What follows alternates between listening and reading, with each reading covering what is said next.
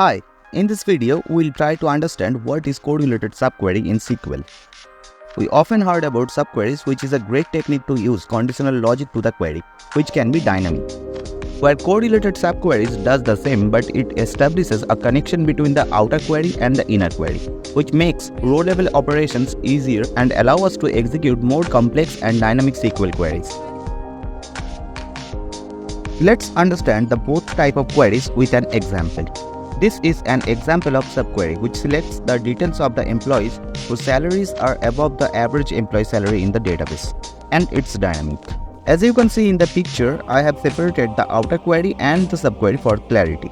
The notable difference is the subquery is still an individual query which can be executed separately to get results.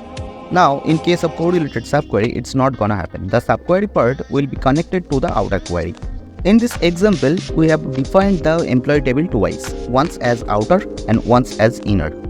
As you can see in the picture, in the subquery part, we are comparing the both of the department ID from the outer employee table as well as the inner employee table to get the employee details of the employees whose salaries are greater than the average salaries in their respective departments. And here comes the difference, where subqueries are independent and can be executed separately. On the other hand, correlated subqueries are dependent on the outer query and cannot be executed alone. And from here, we can say subqueries doesn't interact with the columns of the outer query and correlated subqueries does. And that's the correlation between two queries.